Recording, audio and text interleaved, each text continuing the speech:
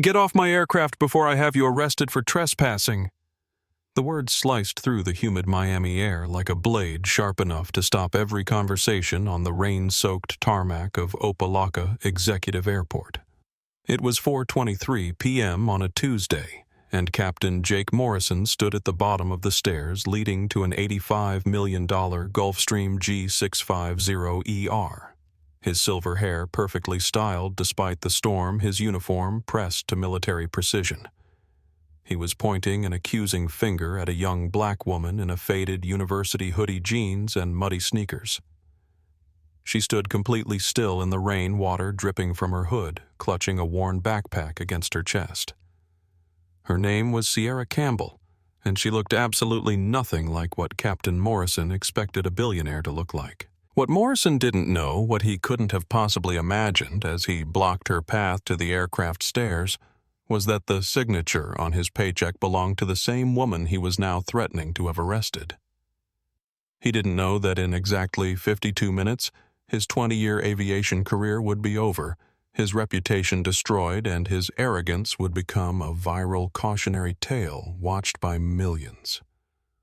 Before we dive into this incredible story of prejudice, power, and the ultimate reversal of fortune, I want to connect with you. Tell me, where are you watching from? Drop your city in the comments below. Have you ever been judged by your appearance before you even opened your mouth? If so, react with an airplane emoji. And if this story moves you even a little bit, please hit that like button and subscribe to the channel, because what you're about to witness will change how you think about assumptions forever. Picture this: the private aviation district of Miami, where the wealthy and powerful come to escape the crowds, the delays and the indignities of commercial flight. The rain was coming down in sheets, turning the tarmac into a mirror that reflected the gray October sky. Hangars stretched across the horizon like monuments to wealth-housing aircraft worth more than most people's houses. The smell of jet fuel mixed with the ozone of the approaching storm. In the distance, the Gulfstream G650ER gleamed despite the weather, its white fuselage and gold trim making it look like something from a movie. This wasn't just any private jet. This was the ultimate in luxury aviation, capable of flying non-stop from Miami to London with a range that could take you anywhere in the world without a fuel stop. The interior was custom designed with Italian leather, rare wood veneers, and technology that would make a tech billionaire jealous. Standing guard at the base of the aircraft stairs were two people who believed they owned the sky. What they didn't know was that the woman in the hoodie actually did. What they couldn't see past their own prejudice was that she wasn't lost, she wasn't confused, and she certainly wasn't trespassing.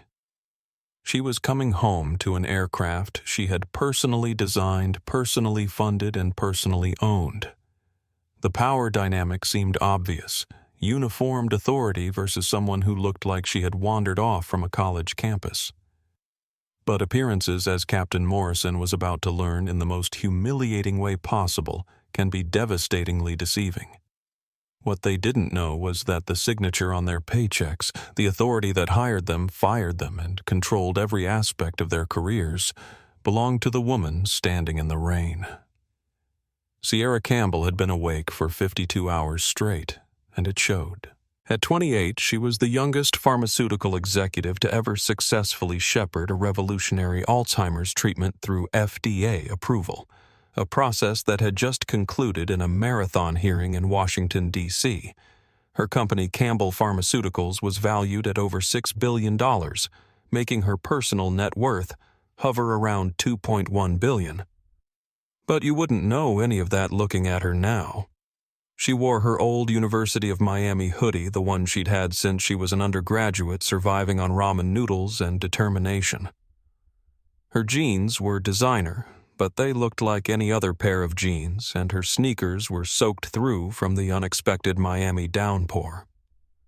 Her natural hair was pulled back in a simple ponytail, no makeup, no jewelry except for a simple watch that had belonged to her foster mother. She looked exactly like what she was, a brilliant woman, who valued substance over style, intelligence over image.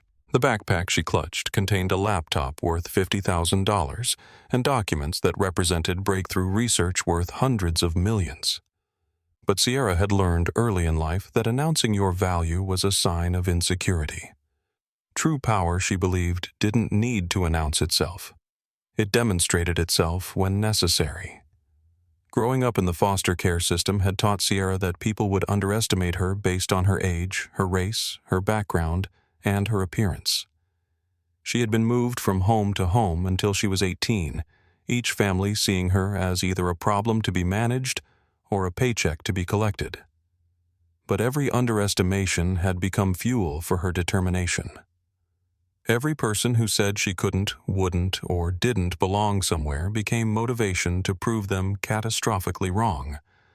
Her philosophy was simple: never announce your power, demonstrate it when necessary. She had built her empire quietly, methodically, and with a fierce intelligence that had revolutionized pharmaceutical research. She didn't drive flashy cars, she didn't wear designer clothes as status symbols, and she didn't surround herself with an entourage. She moved through the world with the confidence of someone who knew exactly who she was, and didn't need external validation to prove it. Captain Jake Morrison, 45, stood 6 feet tall with the kind of presence that commanded attention in any room. His silver hair was styled with military precision. His jaw was square and strong, and his uniform was pressed to perfection. He had 20 years of aviation experience, first in the military and then in private charter, and he commanded a salary of $350,000 a year to fly the wealthy and powerful around the world.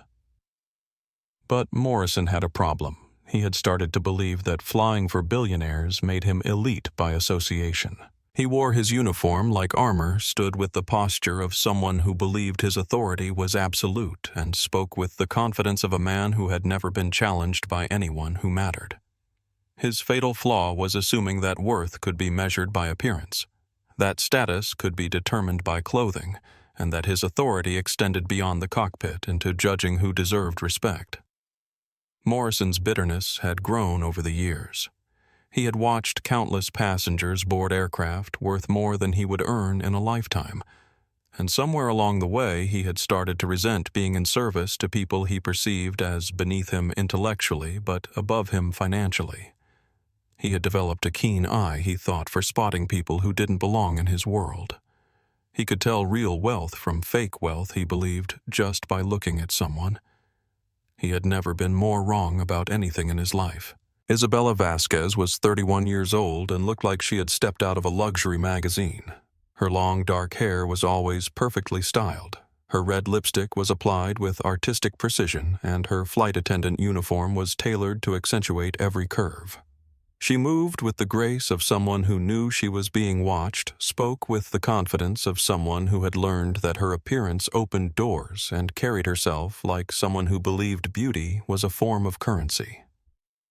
Isabella had 180,000 Instagram followers who watched her document the luxury lifestyle of private aviation. She posted pictures from exotic destinations, videos of herself serving champagne to celebrities, and carefully curated content that made it seem like she lived in the same world as her wealthy passengers, rather than simply serving them. She wore designer accessories, expensive perfume, and carried herself with an elegance that she believed made her untouchable. Her fatal flaw was assuming that attractive privilege granted her power over people she perceived as less fortunate. She had learned to use her beauty as a weapon and her sexuality as a tool, and she had never encountered a situation where those advantages didn't serve her. She photographed and filmed everything, believing that her social media presence made her important, that her followers made her powerful, and that her appearance made her invulnerable. She was about to discover that all of those assumptions were dangerously wrong. 24-year-old Tyler Rodriguez was having the kind of day that social media creators dream about. The Hispanic entrepreneur had built a following of 2.8 million on TikTok by creating aviation content that made private flying accessible to people who would never experience it themselves. His channel at skyhigh_Tyler featured behind-the-scenes looks at private jets, interviews with pilots, and viral videos that had made him the unofficial voice of aviation social media. Tyler was at Opa-locka waiting for his own charter flight. He was flying a tech startup CEO to a conference in Atlanta, a client who paid him handsomely to document their journey for social media marketing. But as he watched the drama unfolding 50 yards away at the Gulfstream, Tyler's content creator instincts kicked in.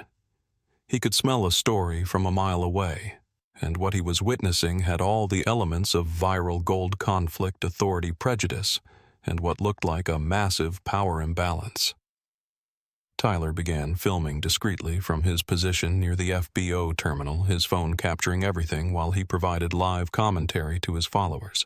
"Yo," he whispered into his camera, "something is about to go down at Opa-locka right now, and you are not ready for what I think is about to happen. We got Captain Perfect over here trying to kick off what looks like a college student, but something about this whole situation feels off. Stay with me." Within minutes, Tyler had switched to live streaming as his follower count climbed and viewers began flooding the comments with reactions. Aviation professionals, social justice advocates, and curious observers began sharing the stream, creating a real-time audience that would serve as witness to everything that was about to unfold.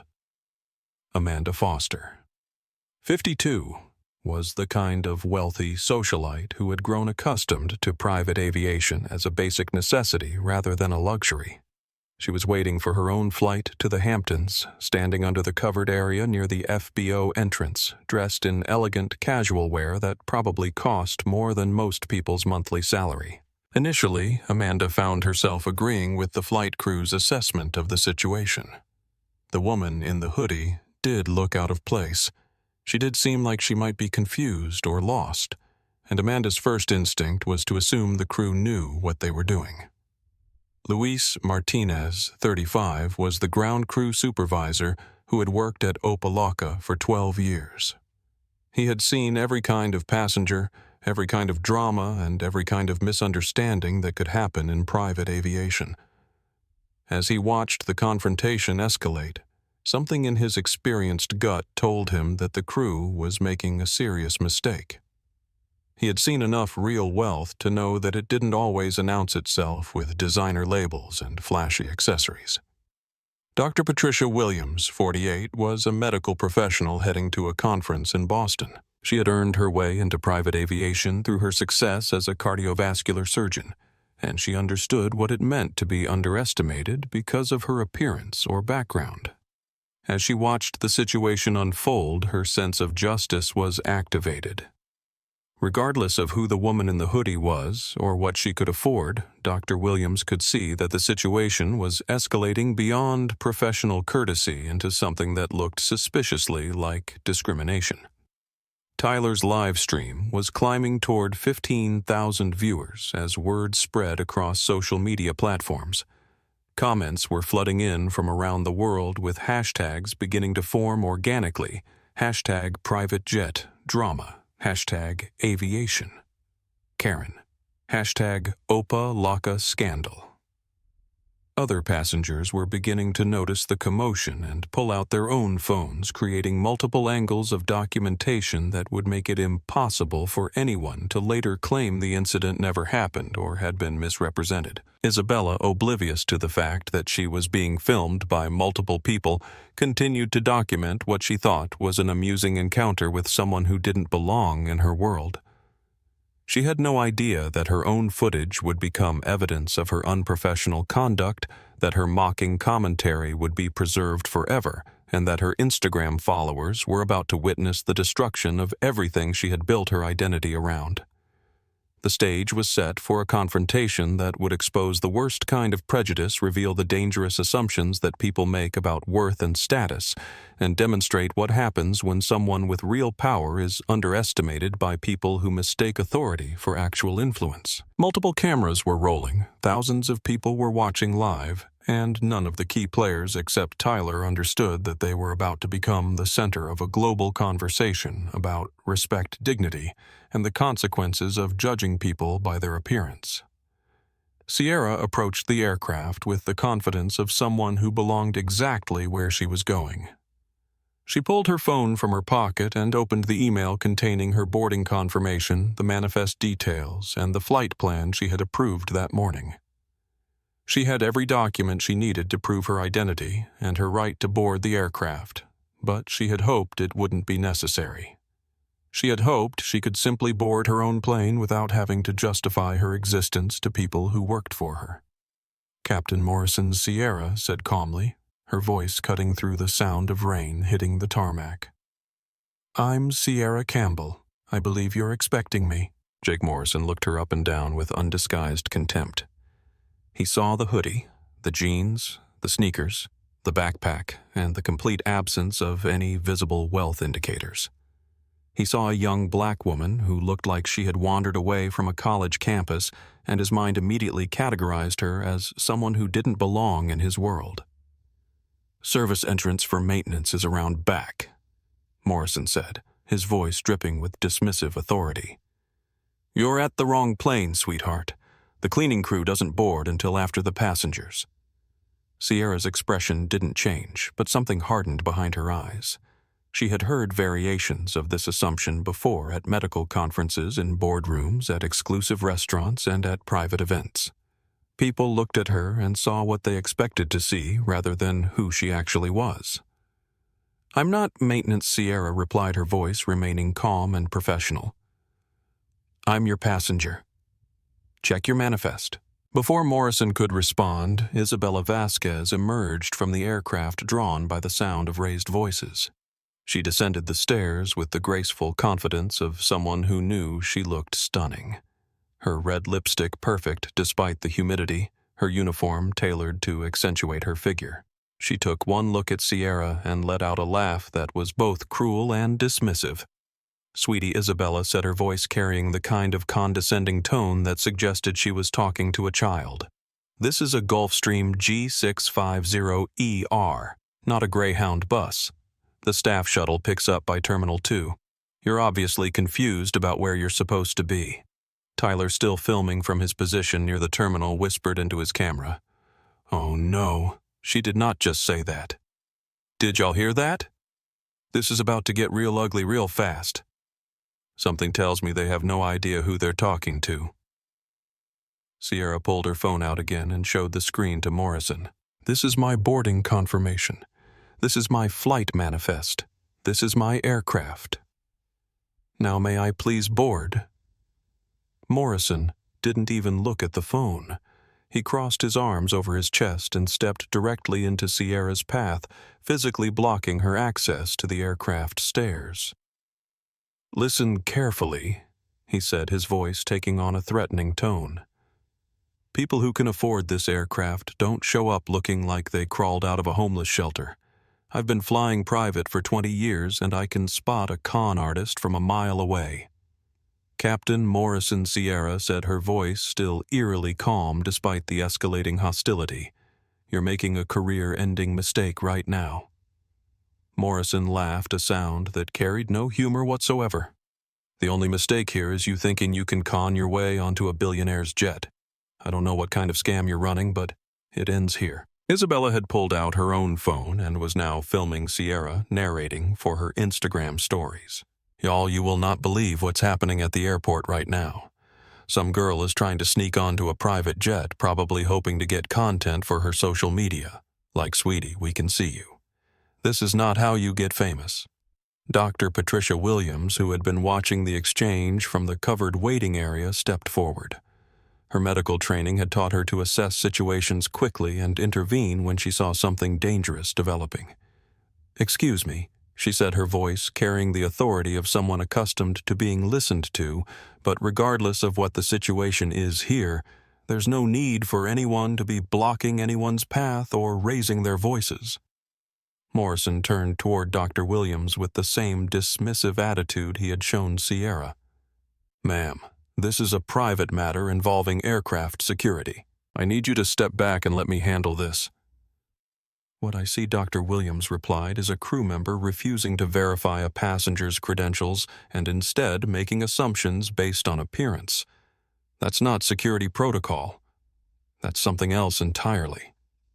Luis Martinez, the ground crew supervisor, had been watching the exchange from his position near the fuel truck. His 12 years of experience at Opa-locka had taught him to recognize when situations were spiraling out of control. He approached the group with the careful diplomatic stance of someone who had mediated countless airport disputes. "Maybe we should just check the manifest," Luis suggested, his voice reasonable and calm. "It would take 30 seconds to verify everything and resolve this peacefully." Morrison whirled on Luis with barely contained rage. "I don't need to check anything." "Look at her." He gestured at Sierra's appearance with disgust. "Does she look like someone who owns an $85 million aircraft?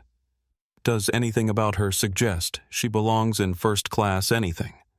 Tyler's live stream had now reached 25,000 viewers, with comments flowing so fast they were impossible to read. Aviation professionals around the world were watching in horror. Passengers were sharing their own experiences with discrimination, and social media was beginning to pick up the hashtags that were forming organically around the incident. Sierra reached into her backpack slowly and deliberately. Every movement was careful, controlled, and witnessed by multiple cameras. She wasn't reaching for anything dangerous, but she was reaching for something that would change everything. Captain Morrison, Sierra said, "I'm going to give you one more chance to step aside and allow me to board my aircraft. If you continue to refuse, the consequences will be swift, severe, and permanent." Morrison stepped closer, invading Sierra's personal space in a way that was clearly intended to intimidate. "Are you threatening me? Because if you are, I'll have you arrested for threatening a flight crew member. That's a federal crime, sweetheart." "I'm not threatening you," Sierra replied, her voice dropping to a level that somehow carried more menace than shouting would have. "I'm warning you. There's a difference." Isabella was still filming, completely oblivious to the fact that she was documenting her own professional destruction. "This is content gold," she whispered to her phone camera. "Delusional people thinking they can intimidate their way onto private aircraft. Hashtag busted fraud is about to trend." What none of them knew, what they couldn't have imagined as they continued to escalate the confrontation, was that Tyler's live stream was being watched by aviation industry professionals who recognized the aircraft's tail number, by pharmaceutical industry executives who knew exactly who Sierra Campbell was, and by social media influencers who understood that they were witnessing the kind of viral moment that would define careers and destroy reputations. The rain continued to fall. The tension continued to build, and Sierra Campbell continued to stand in the storm with the patience of someone who knew that justice was about to be served with devastating precision. Sierra's hand moved slowly into her backpack, and every person with a camera trained on her held their breath. The leather portfolio she withdrew was worn but expensive, the kind of executive folder that suggested serious business rather than flashy displays of wealth. She opened it with deliberate care, her movements captured by multiple angles as Tyler's live stream count climbed past 30,000 viewers. "Captain Morrison, Sierra," said her voice, carrying a finality that made several onlookers step closer. "I want you to read line 6 of this document." She held out the aircraft registration papers, the official FAA documentation that established legal ownership of the Gulfstream G650ER. Morrison glanced at it dismissively, his face showing the kind of contempt reserved for what he assumed were obviously forged documents. "Fake papers," Morrison scoffed. "Lady, I've seen this scam 100 times. Anyone can print official-looking documents. You probably downloaded a template off the internet and filled in some numbers. Isabella laughed from behind her phone camera, still filming what she thought was an entertaining encounter with a delusional wannabe. Right. Like, do you really think we've never seen fake documents before? This is amateur hour. Sierra's expression didn't change. She had expected this response. In fact, she had counted on their arrogance preventing them from actually examining the evidence in front of them. Read line 6. Captain. Out loud. For the cameras. Tyler zoomed in with his phone, his commentary providing real-time analysis for his growing audience. Y'all, she's asking him to read it out loud. That's either the move of someone who's completely delusional or someone who knows exactly what those papers say. I'm betting on option 2. Morrison finally looked down at the document, his eyes scanning the page with the kind of cursory glance designed to confirm his existing assumptions rather than discover new information. But as his eyes reached line 6, something shifted in his expression. The color began to drain from his face as he read the words that would end his career. Owner Campbell Pharmaceuticals Holdings, LLC. Primary shareholder Sierra Campbell. Aircraft designation, corporate transport executive use only. The words hung in the air like an indictment. Tyler's live stream erupted with comments as viewers who understood the implications began typing furiously.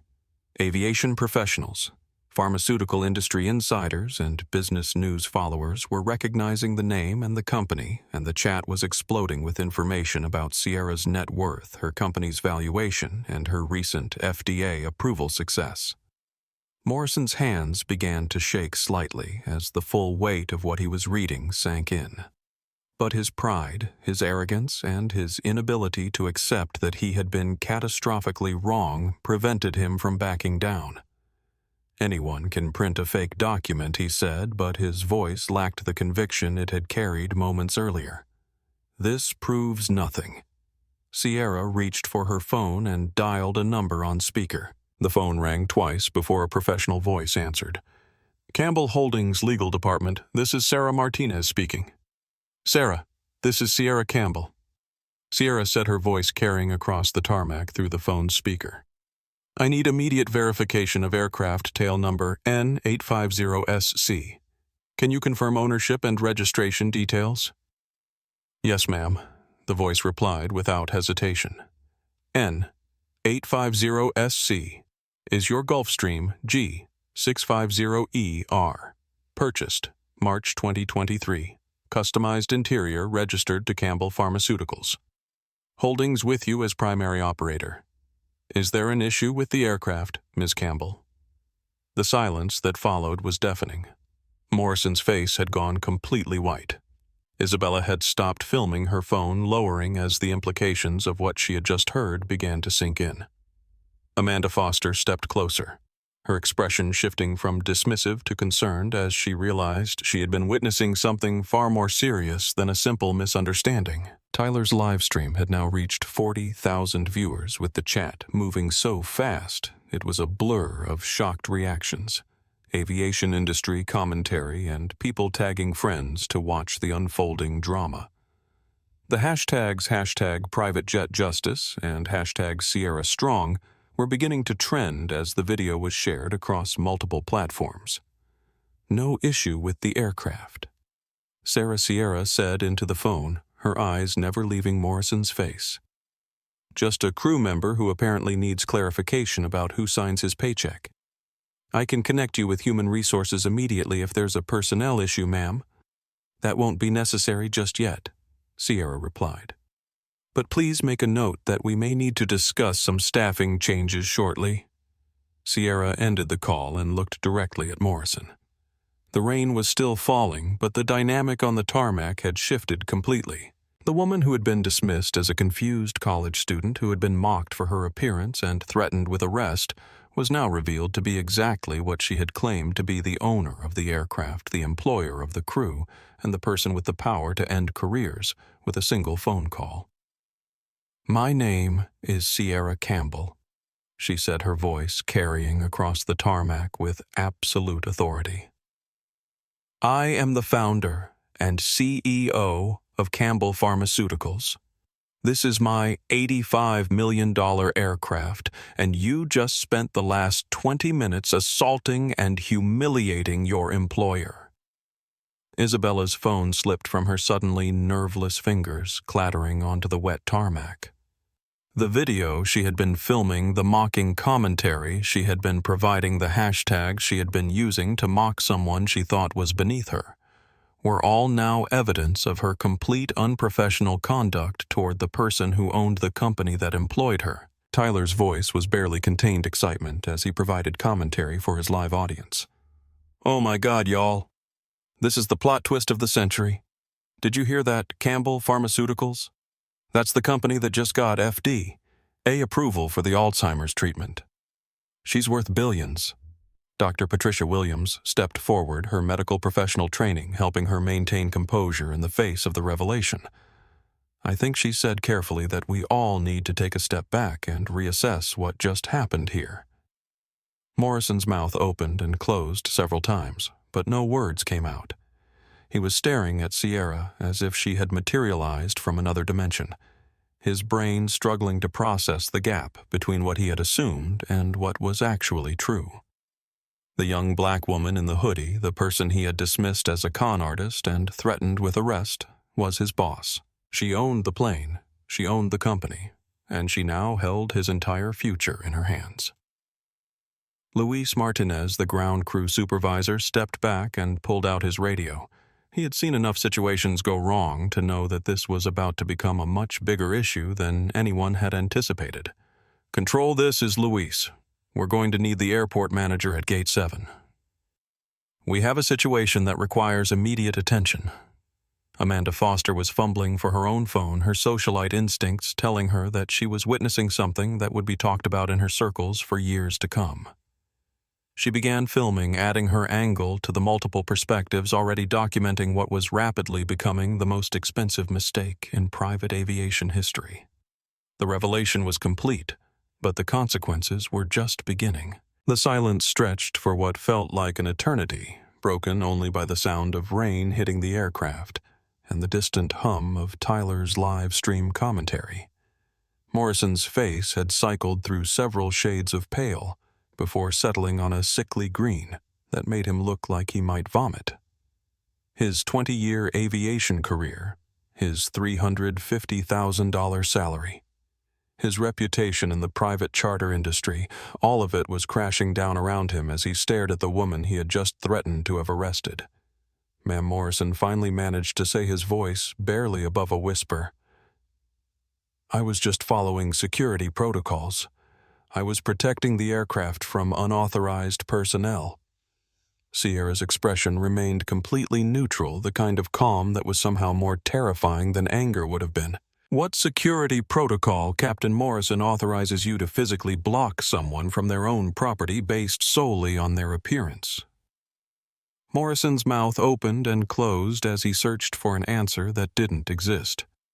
The truth was that there was no protocol for what he had done. His actions had been based on pure prejudice, on assumptions about what wealthy people looked like, and on the arrogant belief that his 20 years of experience gave him the right to make judgments about who belonged in first-class anything.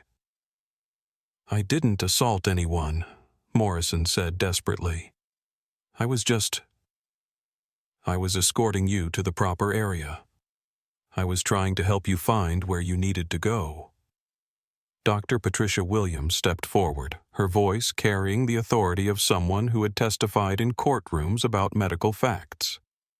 "Captain Morrison, I witnessed you physically grab Ms. Campbell's arm and attempt to remove her from the area. That's not escorting, that's assault."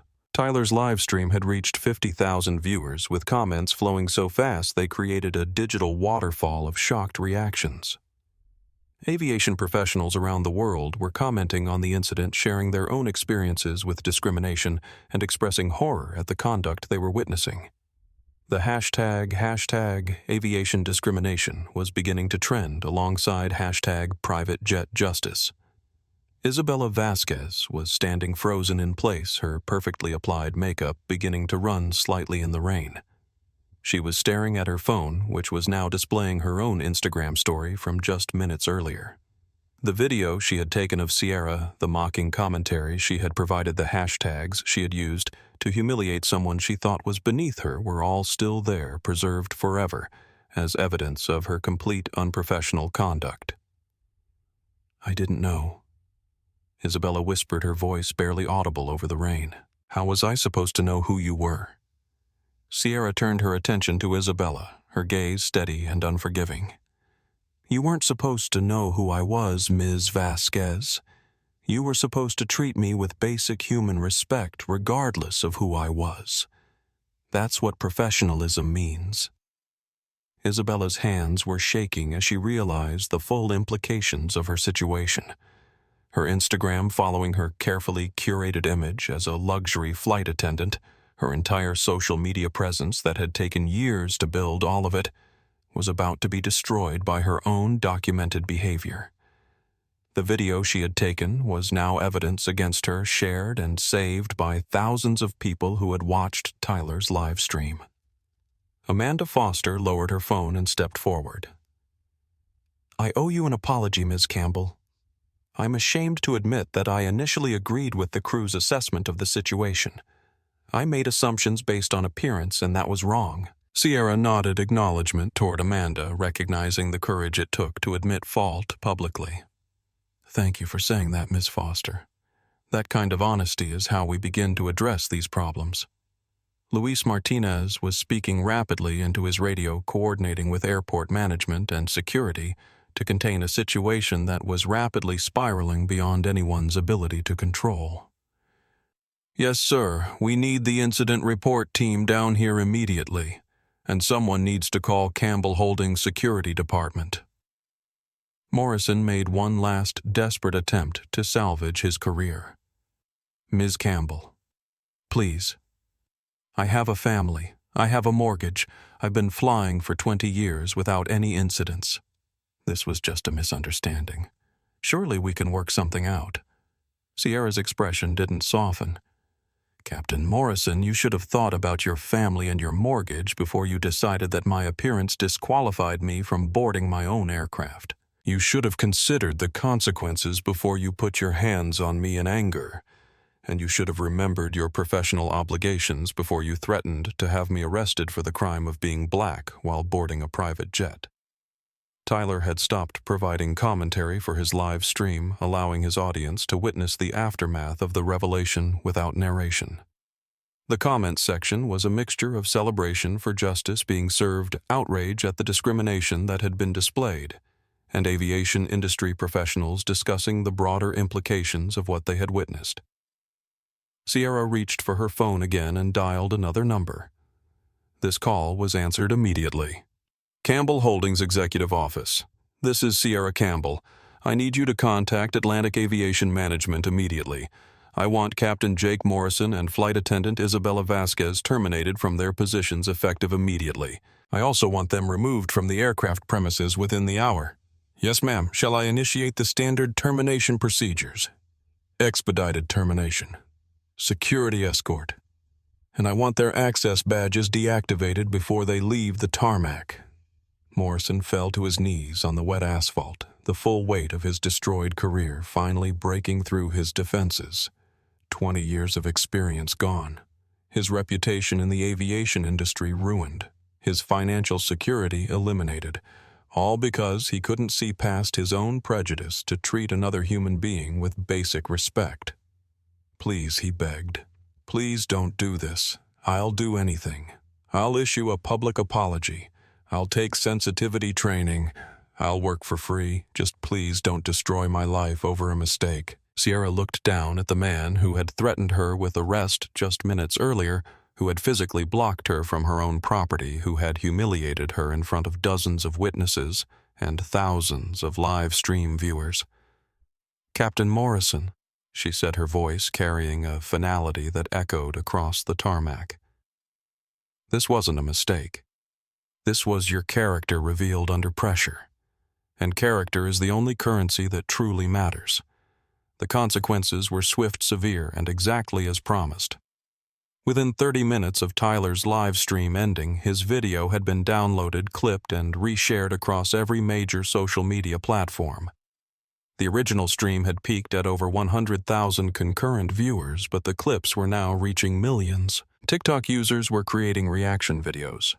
Twitter was exploding with commentary from aviation professionals and civil rights advocates, and Instagram was flooded with reposts of Isabella's own footage turned against her.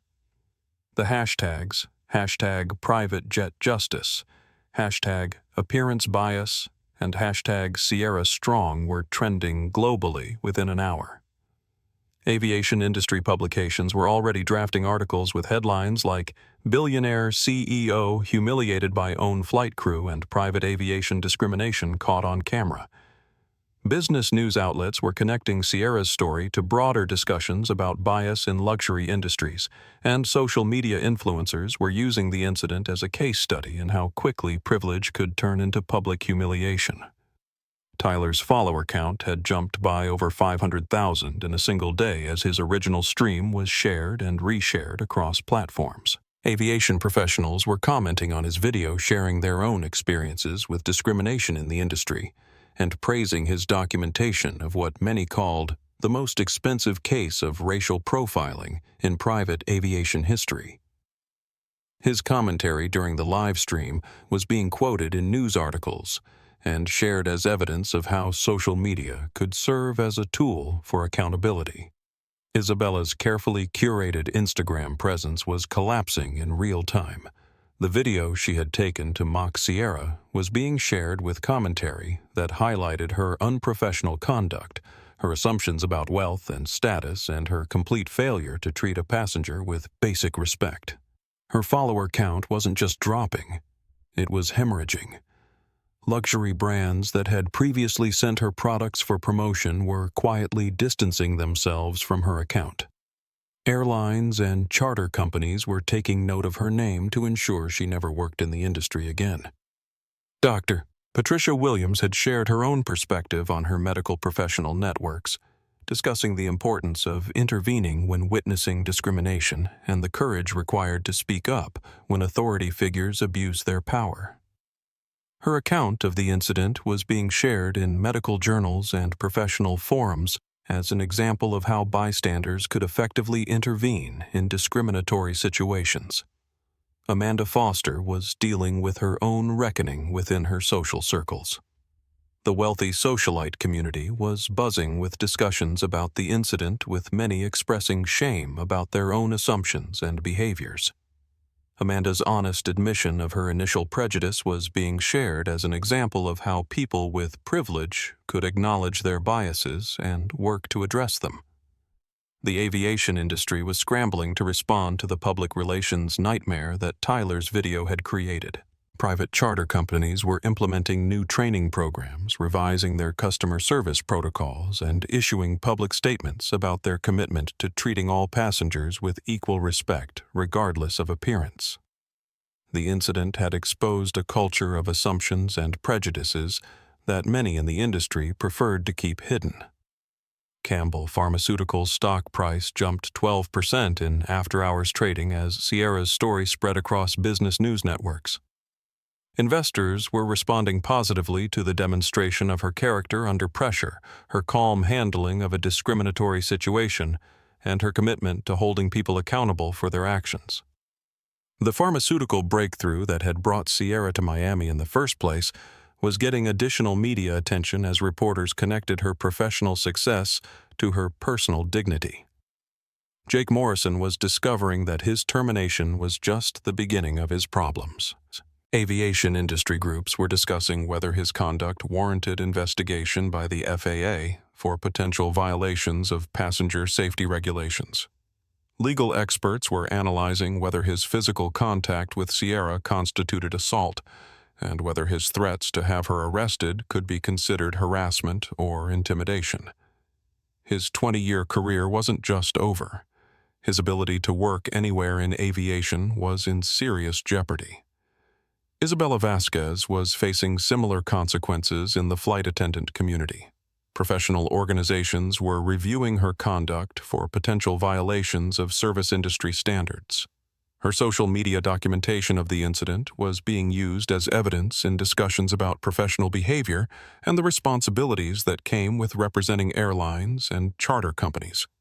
Her influencer career was destroyed, her aviation career was over, and her personal brand was now synonymous with discrimination and unprofessional conduct. The incident was becoming a case study in business schools about the intersection of social media corporate responsibility and personal accountability. Professors were using Tyler's video to discuss how quickly situations could escalate in the age of live streaming, how assumptions about wealth and status could lead to career-destroying mistakes, and how authentic leadership looked when faced with discrimination and prejudice. Sierra's response to the discrimination was being analyzed and praised by leadership experts, civil rights advocates, and business professionals.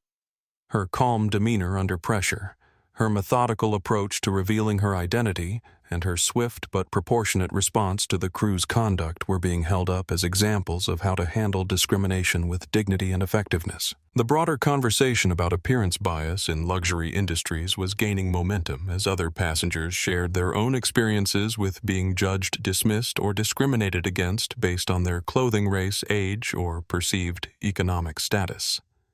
The incident had opened a window into patterns of behavior that many people had experienced but few had been able to document so comprehensively. 1 week after the Opa-locka incident, Sierra Campbell stood in the boardroom of her Miami headquarters, looking out at the aviation industry executives who had requested an emergency meeting. News of the discrimination she had faced had spread throughout the private aviation community, creating a crisis of public confidence that threatened the entire industry's reputation. The room was filled with CEOs, fleet managers, training directors, and union representatives, all wanting to demonstrate their commitment to change. The incident at Opa-locka wasn't an isolated event. Sierra began her voice carrying the same calm authority that had been on display during the confrontation. It was a symptom of deeper issues within an industry that has allowed prejudice to masquerade as intuition and discrimination to hide behind the guise of security protocols. Within 48 hours of that meeting, Sierra had launched the Dignity in Aviation Initiative, a comprehensive program designed to address bias and discrimination throughout the private aviation industry.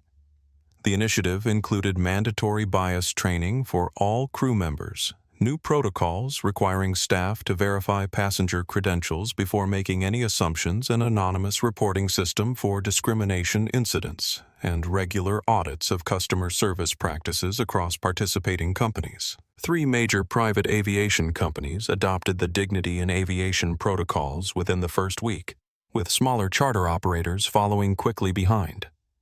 The training program Sierra developed didn't just address racial bias. It tackled assumptions based on age, gender disability, sexual orientation, and economic appearance. The message was clear. Respect was not optional, and professionalism meant treating every passenger with dignity regardless of their appearance or perceived status. The anonymous reporting system revealed the scope of the problem within the industry. Passengers began sharing stories of discrimination they had experienced, but never reported crew members documented patterns of bias they had witnessed but felt powerless to address.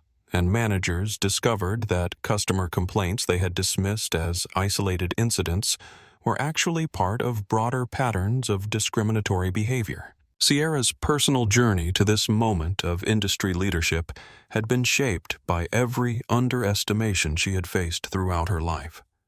Growing up in foster care, she had learned early that people would judge her based on her circumstances rather than her potential. In college, professors had assumed she was in the wrong classroom when she showed up for advanced chemistry courses. In graduate school, lab partners had assumed she was a work-study student rather than a researcher. In boardrooms, investors had addressed questions to her white male assistants instead of to her directly. Each instance of being underestimated had taught Sierra that true power didn't come from forcing people to see your worth. It came from demonstrating your worth so clearly that their assumptions became irrelevant. The incident at Opa-locka had been painful, but it had also been an opportunity to turn a moment of personal discrimination into a catalyst for industry-wide change. The new crew assigned to Sierra's aircraft represented the kind of professionalism that should have been standard throughout the industry. Captain Elena Rodriguez was a 15-year aviation veteran with an impeccable safety record and a reputation for treating every passenger with equal respect, regardless of their appearance or background. Flight attendant Maria Santos brought warmth and professionalism to her role, focusing on passenger comfort and safety rather than making judgments about who deserved first-class treatment. When Sierra boarded her aircraft for the first time since the incident, she was wearing the same university hoodie and jeans that had triggered Morrison and Vasquez's discriminatory behavior. Captain Rodriguez greeted her professionally, confirmed the flight plan they had discussed, and made no comments about her appearance or clothing choices. Maria Santos offered her the same level of service she provided to every passenger, treating Sierra's preferences and requests with respect rather than surprise. The contrast was striking and emotional. Sierra realized that the incident at Opa-locka had been traumatic, not just because of the discrimination she had experienced, but because it had reminded her of every other time someone had decided she didn't belong somewhere based on her appearance. The professional treatment she received from her new crew wasn't special. It was how every passenger should be treated every time they stepped onto an aircraft. Jake Morrison's fall from grace had been swift and complete. Within days of his termination, word of his conduct had spread throughout the aviation community. Airlines that might have considered hiring an experienced captain were removing his applications from consideration before scheduling interviews. Charter companies were sharing his name on industry blacklists to ensure he couldn't find work with their competitors.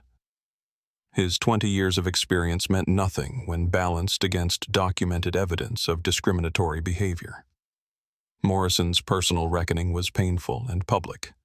Forced to confront the reality of his own prejudices, he entered counseling and began the difficult work of understanding how his assumptions about race, class, and appearance had led to the destruction of his career. His public apology, issued through his attorney, acknowledged the harm he had caused and accepted full responsibility for his actions, but it couldn't undo the damage to his reputation or his future prospects in aviation. Isabella Vasquez faced similar consequences in the flight attendant community and social media world. Her Instagram account, which had once been a source of income and influence, became a cautionary tale about the dangers of using privilege to mock people perceived as less fortunate. Brand partnerships evaporated, follower counts plummeted, and her name became synonymous with discrimination and unprofessional conduct. The broader impact of the incident extended far beyond the aviation industry. Tyler Rodriguez's documentation of the discrimination had become a case study in the power of social media to hold authority figures accountable. His live stream was being shown in journalism schools as an example of citizen reporting in business schools, as a case study in crisis management and in social justice organizations, as proof that individual actions could create widespread change. Dr. Patricia Williams had become an advocate for bystander intervention training, speaking at medical conferences about the importance of speaking up when witnessing discrimination. Her willingness to intervene during the incident at Opa-locka was being held up as an example of how professionals in all industries could use their status and voice to support people facing discrimination. Amanda Foster's honest acknowledgement of her own initial prejudices had sparked conversations in her wealthy social circles about bias privilege and the responsibility that came with economic advantages. Her experience had become a catalyst for difficult but necessary discussions about how assumptions about class and appearance affected interactions between people of different economic backgrounds. The emotional resolution for Sierra came not from revenge or retribution, but from transformation. The discrimination she had faced at Opa-locka had been turned into an opportunity to create lasting change that would prevent other passengers from experiencing similar treatment. The Dignity in Aviation initiative was expanding beyond private flying to include commercial airlines, airport services, and transportation industries. As someone who creates content about justice and dignity, this story hits different for me. I've spent 3 years bringing you stories about people who faced discrimination but turned it into transformation, and Sierra Campbell's story might be the most important one yet. What struck me wasn't just that she had the power to fire Morrison and Vasquez. It's that she used that moment to create lasting change that would protect other passengers from experiencing the same humiliation. I've read hundreds of stories about discrimination in luxury industries, but Sierra's response was unique. She didn't just want revenge, she wanted reform. She didn't just want to punish the people who wronged her, she wanted to prevent them from wronging anyone else. The Dignity in Aviation initiative that grew out of her experience at Opa-locka is now being adopted by transportation companies around the world, creating new standards for customer service that prioritize respect over assumptions. Here's what Sierra taught us, that I want you to remember. True power doesn't announce itself. It doesn't need designer clothes or flashy jewelry or an entourage to validate its existence. True power shows up in a hoodie and changes the entire industry without raising its voice or losing its dignity. Sierra never had to prove she belonged on that aircraft. Morrison and Vasquez had to prove they deserved to work on it. And when they failed that test, the consequences were swift and permanent. But here's the deeper lesson that I think about every time I watch Tyler's footage of that incident.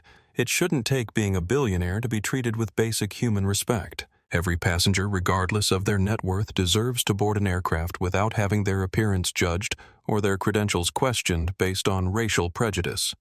Every person, regardless of their economic status, deserves to be treated with dignity by people in positions of authority. The reason Tyler's live stream went viral wasn't just because of the dramatic revelation or the satisfying consequences. It went viral because millions of people recognized themselves in Sierra's experience. They had been judged by their appearance, dismissed by authority figures, or treated as if they didn't belong somewhere because of their race, age, gender, or economic status. Sierra's calm response to discrimination resonated because it showed how dignity could triumph over prejudice without compromise or apology. What I learned from covering this story is that every Tyler Rodriguez with a camera phone is changing how these situations play out. When people know they're being watched, when their actions are being documented, when their behavior will be preserved and shared, they think twice about their assumptions and their treatment of others. Social media isn't just entertainment. It's accountability. It's evidence. It's justice served in real time to a global audience. If you witness discrimination, document it. If you experience bias, report it. If you have privilege, use it to stand up for others like Dr. Patricia Williams did. And if you're in a position of authority like Morrison and Vasquez were, remember that the person you dismissed today might be the one writing your paycheck tomorrow. Character revealed under pressure is the truest measure of who someone really is, and that character is now preserved forever in the digital age. To my viewers who've been judged by your appearance before anyone knew your worth, your clothes don't determine your value. Your bank account doesn't define your dignity. Your appearance doesn't dictate your right to respect. You belong wherever you have the right to be, and you don't need to justify your existence to people who mistake their authority for actual power. And to anyone in a position of authority watching this, the uniform you wear, the badge you carry, the title you hold, none of that gives you the right to treat people as less than human based on assumptions about their background or economic status. The power you've been given is a responsibility, not a license for prejudice. Use it wisely because someone is always watching, someone is always recording, and consequences in the digital age are swift, severe, and permanent. That's why we tell these stories. Not for revenge, but for recognition. Not for drama, but for dignity. Because everyone deserves respect regardless of what they're wearing, where they came from, or what anyone assumes about their worth based on their appearance. What would you have done in Sierra's position? Do you think the consequences for Morrison and Vasquez were too harsh or exactly what they deserved for their discriminatory behavior? Drop your thoughts in the comments below because I genuinely want to hear your perspective on this incredible story of justice served at 40,000 feet. Drop an airplane emoji if you've ever been underestimated because of how you looked, and tag someone who needs to be reminded that their worth isn't determined by other people's opinions or assumptions. Share this story with anyone who has ever been made to feel like they don't belong somewhere because of their appearance, their race, or their economic background. Subscribe for more stories where justice doesn't just happen, it transforms everything. Hit that notification bell so you never miss these incredible tales of dignity triumphing over discrimination and respect conquering prejudice. Like this video if Sierra's calm strength inspired you, and remember, stay humble or someone might just humble you from 40,000 feet above the ground where the view is crystal clear and the consequences are permanent.